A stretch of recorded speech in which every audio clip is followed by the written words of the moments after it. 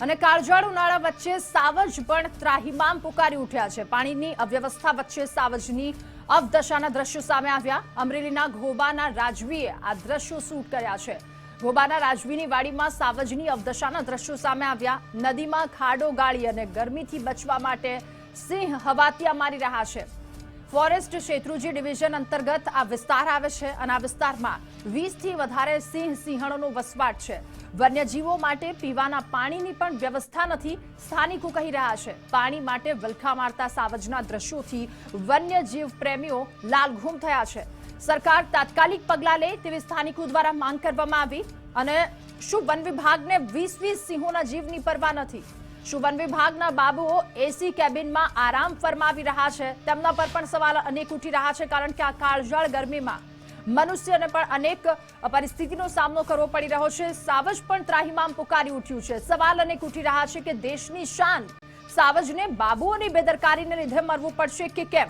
શું દેશની શાન સાવજને આમ જ તરસ્યા મરવું પડશે? વન વિભાગને રેવન્યુ વિસ્તારમાં સિંહોની કોઈ જાણ જ નથી। કેવા હવાતિયા મારી રહ્યા છે તેઓ પાણી વિના? શું વન વિભાગને 20 સિંહોના જીવની પરવા નથી? વન વિભાગના બાબુઓ એસી કેબિનમાં શું કરી રહ્યા છે?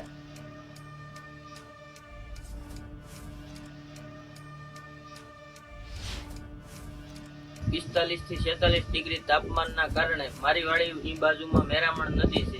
મેરામણ નદીના પટમાં ગઈકાલે સિંહ મેં એવું દ્રશ્ય જોયું કે પોતે પોતાનો જીવ બચાવવા પટમાં એક ખાડો કરે અને બફોલ કરી અને પાણીના અભાવના કારણે એ વલખા મારતો એવું જોવા લાગ્યું મને, અને પાણીની શોધમાં હતો।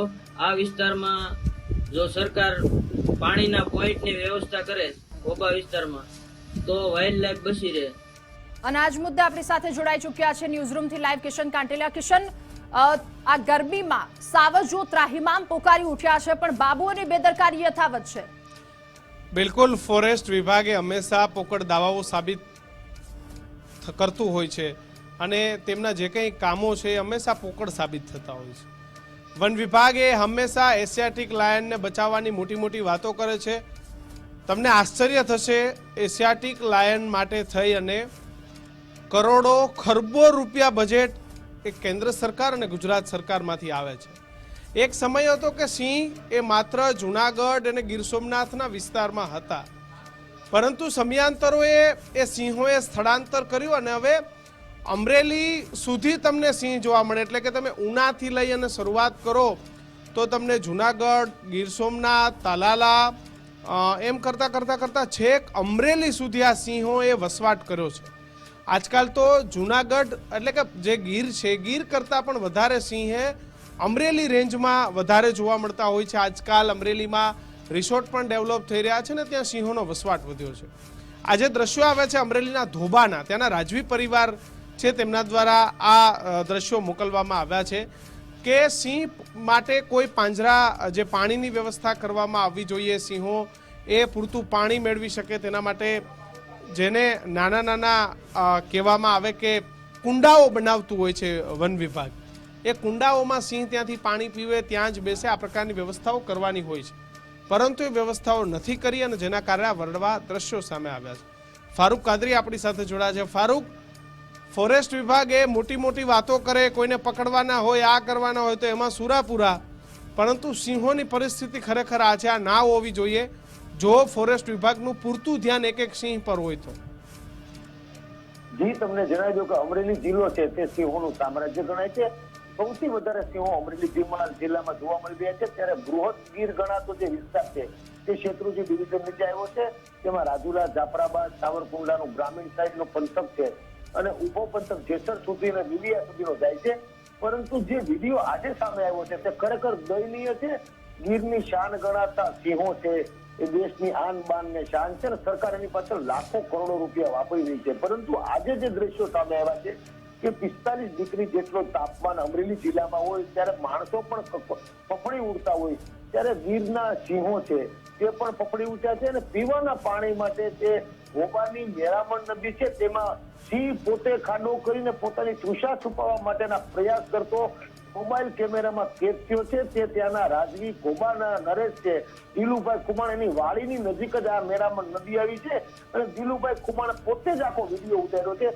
પોતે જયારે વિડીયો ઉતારીને જયારે પત્રકાર જોડે મારી જોડે વાત કરી ત્યારે જ એને જણાવ્યું કે દયનીય સ્થિતિ આ સિંહની, અને તાત્કાલિક એને આજે જ બપોરે જઈ અને થર્મોકોલની ટાંકી લેવા, હું એ દ્રશ્યો પણ બતાવવાનું કહીશ કે એ દ્રશ્યો પણ બતાવે કે થર્મોકોલની ટાંકી લઈ અને પોતાની વાડીમાં રાખીને ત્યારે 5 સિંહો છે તે થર્મોકોલની ટાંકી નજીક પહોંચ્યા છે પીવાના પાણી માટે. ત્યારે મહત્વની વાત એ છે કે શેત્રુંજી ડિવિઝન તળેનો આખો આ વિસ્તાર છે.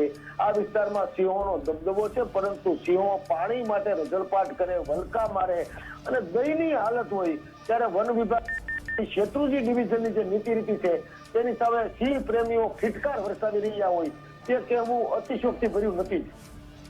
આભાર ફારૂક. આશા રાખીએ કે અમરેલી રેન્જ ફોરેસ્ટ અધિકારી તાત્કાલિક જાગે, તાત્કાલિક પગલાં લેવામાં આવે. સાહેબ, એક સિંહના જીવની કિંમત છે. જે રીતે તમે બહુ સારું ધ્યાન રાખો છો ને કે કોઈ જંગલમાં ઘૂસી ના જાય, કોઈ જંગલની લાકડી લઈ ના જાય, જંગલમાં કોઈ કેમેરા સાથે ના ઘૂસે, તો સાહેબ આ સિંહોનું પણ ધ્યાન રાખો. કારણ કે આ સિંહ જ નહીં હોય તો આ જંગલ નહીં હોય, અને આ જંગલ નહીં હોય તો તમારી ફોરેસ્ટ તરીકે નોકરી પણ ત્યાં નહીં હોય. એટલા માટે થઈને સિંહોનું જતન કરવું ખૂબ જરૂરી છે. અને આવા વિડીયો ક્યારેક ક્યારેક આપણને ઘણી બધી વેદના આપે છે કે સિંહની આ પરિસ્થિતિ હોય.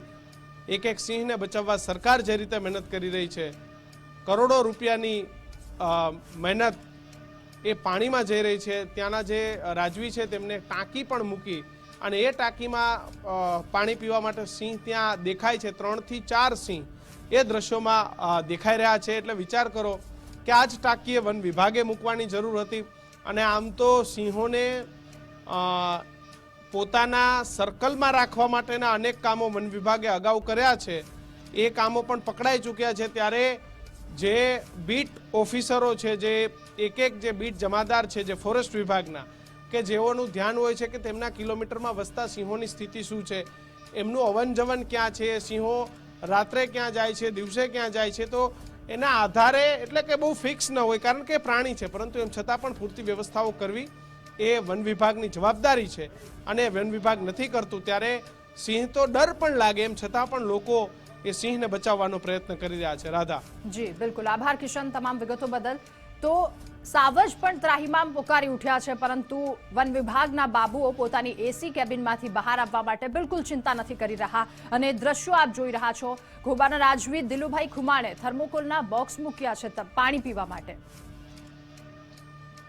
તો શેત્રુંજી ડિવિઝને ન કર્યું એ સિંહ પ્રેમીએ કરીને બતાવ્યું, કારણ કે આ દયનીય હાલત છે સિંહોની.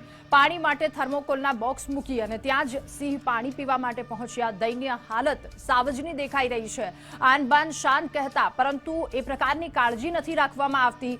એ તમામ લોકો કે જેમનું આ જવાબદારી બને છે એ પોતાની જવાબદારી ચૂકી ગયા છે. પાણી માટે ટળવળી રહેલા સિંહો કે જેમના માટે પર્યાવરણ પ્રેમી આગળ આવવું પડે છે, જેમની જવાબદારી બને છે, એ બાબુઓ ક્યાંક એસી કેબિનમાં હોય તેવું દેખાઈ રહ્યું છે. કારણ કે એ પ્રકારની લાપરવાહી, બેદરકારીના દ્રશ્યો સામે આવ્યા છે. સાવજની અવદશાના દ્રશ્યો આપ જોઈ રહ્યા છો ટીવી સ્ક્રીન પર. અમરેલીના રાજવી કે જેમને આ શૂટ કરી અને દ્રશ્યો આ વાસ્તવિકતા સૌ કોઈની સામે મૂકી છે. જ્યારે 45-46 ડિગ્રી સુધી તાપમાન જાય છે, એક માણસ ત્રાહિમામ પુકારી ઉઠે છે, તો વન્યજીવોનું ધ્યાન રાખવું એ વન વિભાગની જવાબદારી બને છે.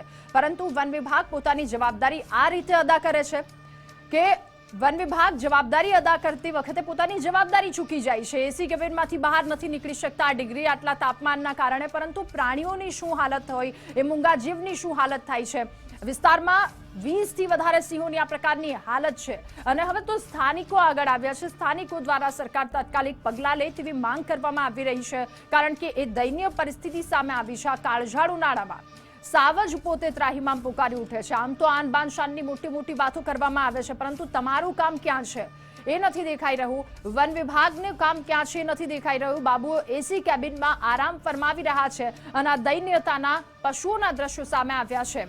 દેશની શાન સાવજને બાબુઓની બેદરકારીના લીધે મરવું પડશે કે કેમ, અનેક સવાલો ઉઠી રહ્યા છે. કારણ કે આ ઉનાળા વચ્ચે સાવજ ત્રાહિમામ પોકારી ઉઠ્યા છે.